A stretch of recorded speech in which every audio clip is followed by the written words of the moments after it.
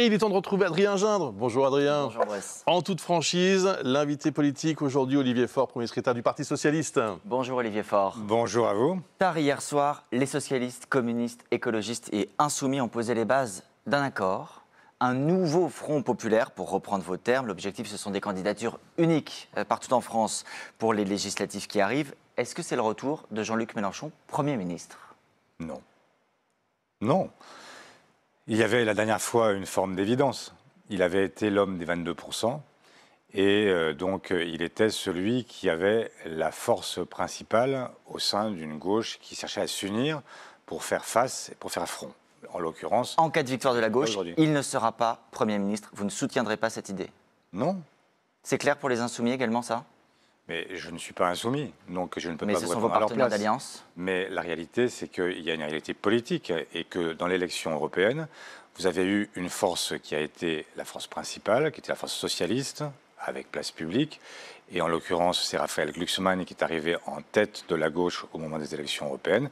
Et donc, il n'y a pas de logique à ce que Jean-Luc Mélenchon soit le candidat. Et j'ajoute que dans la période récente, je pense à la période des élections européennes, il y a certains mots qui sont restés en travers de ma gorge. Et donc, qui pour mais moi... pourtant, vous alliez... Valérie Pécresse, par exemple, qui n'est pas du tout de votre bord politique, mais qui s'est intéressée à votre affaire hier soir, dit... Je vois que c'est bien, ça prouve que...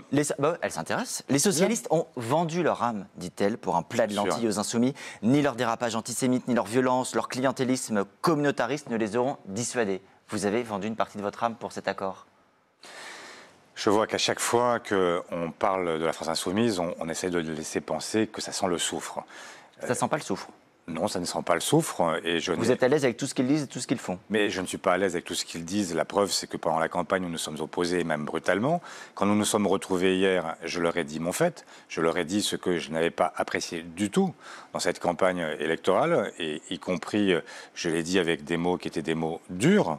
Mais le problème aujourd'hui, c'est que nous devons faire face à une situation qui est une situation Donc la situation justifie de se voiler la face sur ce qu'on Il ne s'agit pas de se voiler la face. Il s'agit à la fois de se dire ce qu'on a à se dire et en même temps de regarder ce que nous avons devant nous. Et si nous parlons de nouveau Front populaire, de quoi s'agit-il? Il s'agit de faire comme dans les années 30, après le 6 février 1934, où les ligues fascistes avaient marché sur l'Assemblée, eh bien, il y avait eu une grande manifestation le 14 juillet 1935, où à la fois les partis politiques, à l'époque le Parti socialiste, vous considérez que le danger est là aujourd'hui, le Parti communiste et la CGT, puisque la CFDT n'existait pas encore à l'époque, s'étaient retrouvés et avaient fait le serment de ne plus se séparer pour faire face. Et donc nous devons faire face aujourd'hui ensemble de la même façon. À quel prix, Olivier Faure? La LICRA, la Ligue contre le racisme et l'antisémitisme, c'est pas Valérie Pécresse, déclare, oublieux de sa propre histoire, de sa culture et de ses combats humanistes, le PS s'allie avec la France insoumise qui honnit ses valeurs et son héritage. Ça méritait bien, dit la LICRA, un pied de nez à l'histoire, au Front populaire, le vrai, et à son leader, le juif Blum. Vous répondez quoi à la LICRA? Mais vous aviez les mêmes, vous aviez toujours eu, par rapport à la gauche radicale, des gens qui étaient là, rappelez-vous, c'était plutôt Hitler que le Front populaire. C'était ça l'idée. Et donc, moi, je vois bien qu'on cherche à salir, on peut constater, on peut même considérer que la France insoumise, à bien des égards, a été dans l'outrance et qu'elle a été parfois aussi, elle a franchi pour moi la ligne jaune. Quand Jean-Luc Mélenchon parle de racisme, d'antisémitisme résiduel, je me suis indigné de ce qu'il a pu dire à ce moment-là, puisque l'antisémitisme explose et n'est pas résiduel. Mais laisser penser que ça devrait suffire, ça devrait justifier sa disqualification et qu'on ne pourrait pas être aujourd'hui critique de ce que fait l'extrême droite en Israël dans la bataille qui oppose Palestiniens et Israéliens, eh bien, je trouve que ça n'est pas possible de les disqualifier et de chercher. Le sujet, c'est de gouverner ensemble, c'est de travailler ensemble. C'est ça que vous proposez aujourd'hui. Mais bien sûr. C'est pas une élection. Donc ça veut dire que dans 3 semaines, 4 semaines, vous envisagez d'être ensemble sur la photo, de travailler ensemble.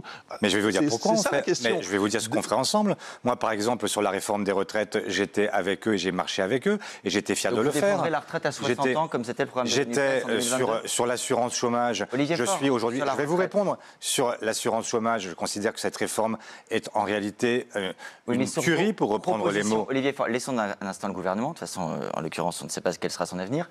La retraite à 60 ans, c'était le programme de la NUPES 2022. Oui, absolument. Est-ce que c'est le programme du Front populaire aujourd'hui? Nous sommes en train d'en discuter. Moi, je suis favorable à ce que l'âge légal soit de 60 ans pour l'ensemble des Français. Ça veut dire quoi? Ça veut dire que ceux qui ont commencé à travailler tôt pourront partir tôt. Et après, il y a la durée de cotisation, donc c'est pas forcément 60 ans pour tous. Effectivement, ça ne sera pas la même chose pour tout le monde. Ça veut Donc, dire il n'y aura que... pas d'accord là-dessus. Pourquoi? Qu'est-ce que je viens de vous dire? Je viens de vous dire que sur 60 ans, j'étais favorable. Juste sur les Que de garanties. toute façon, la première chose à faire, si nous arrivons au pouvoir, c'est d'abord de revenir sur la réforme qui a été entreprise l'an passé et qui est en Il faudra train quand même vous mettre d'accord sur un horizon. mettre... Mais enfin, regardez ce que nous disent les gens qui sont aujourd'hui obligés de Oui, travailler je regarde aussi un ce an, que disent 2 ans les de plus, Insoumis, il y a etc. quelques différences. Juste hier soir, celui qui était jusqu'à il y a quelques jours votre tête de liste pour les européennes, Raphaël Glucksmann, pose des conditions pour la suite des discussions. Il dit « Moi, je veux un soutien indéfectible à la construction européenne, un soutien indéfectible à la résistance ukrainienne, un rejet de la brutalisation de la vie politique, ça concerne bien sûr les Insoumis. » Est-ce que ce sont aussi vos conditions pour avancer dans les discussions avec la gauche? Mais bien sûr, nous sommes aujourd'hui dans une situation où chacun avance sur ses lignes rouges et où chacun dit son fait aux uns et aux autres. Mais il faudra faire des compromis. Vous en ferez sur ces sujets-là? Mais bien sûr, mais on a fait même un communiqué commun hier avec Place Publique où nous reprenons ces points. Et évidemment, je prends l'exemple de la guerre en Ukraine. C'est une évidence pour nous que si nous étions demain au pouvoir, nous ne renoncerions pas à livrer des armes à l'Ukraine, à soutenir la résistance ukrainienne et à considérer que les frontières de l'Ukraine sont aujourd'hui les frontières de l'Europe. Donc et ce qu'il sera faut aussi les un défendre sujet de clivage. face Olivier à Poutine. Faure, Non, c'est pas forcément. Mais pourquoi voulez-vous que ce soit un sujet de clivage? Moi, ce que je vous parce dis... qu'il y a des désaccords à gauche qui sont évidents.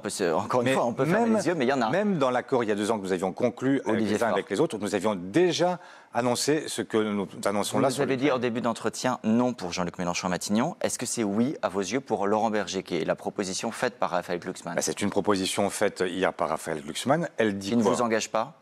Mais surtout, ça n'engage pas Laurent Berger. Il faudrait voir s'il lui-même est volontaire ou s'il ne l'est pas. Raphaël Glucksmann dit voilà à qui je pense.